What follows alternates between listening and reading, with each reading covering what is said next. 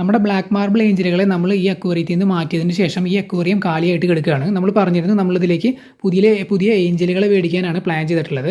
അതായത് വേറെ variety ഏഞ്ചലുകളെ same quantity തന്നെ ചെറിയ സൈസ് മേടിക്കാനാണ് നമ്മൾ വിചാരിച്ചിട്ടുള്ളത്. ഏകദേശം 4 എണ്ണമാണ് നമ്മൾ പ്ലാൻ ചെയ്തിട്ടുള്ളത്.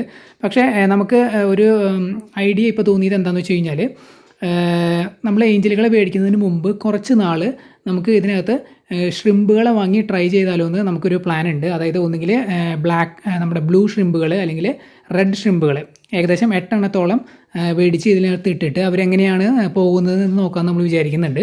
അതായത് അവർ ഇതിനകത്ത് സർവൈവ് ചെയ്യുമോ അതോ ചത്തുപോകുമോ എന്നുള്ള കാര്യങ്ങളൊക്കെ ഒന്ന് അറിയാൻ വേണ്ടിയിട്ടാണ്. നമ്മൾ ഷ്രിമ്പുകളെ ഇതുവരെ വാങ്ങി വളർത്തിയിട്ടില്ല. അപ്പോൾ അങ്ങനെ ഒരു പ്ലാൻ നമുക്കുണ്ട്. ചിലപ്പോൾ നമ്മൾ ഷ്രിമ്പുകളെ ആയിരിക്കും ഇതിൽ കുറച്ച് നാൾ ഇട്ട് വളർത്തി നോക്കാനായിട്ട് പോണത്. അതിനുശേഷമായിരിക്കും നമ്മൾ ഏഞ്ചലുകളെ വാങ്ങി ഇതിനകത്ത് ഇടുന്നത്. ഷ്രിമ്പുകളല്ലാതെ നോക്കുകയാണെന്നുണ്ടെങ്കിൽ ഏഞ്ചലുകൾ തന്നെയാണ് ഈ ഒരു അക്വേറിയത്തിന് സ്യൂട്ടബിളായിട്ട് നമുക്ക് തോന്നിയിട്ടുള്ളത്.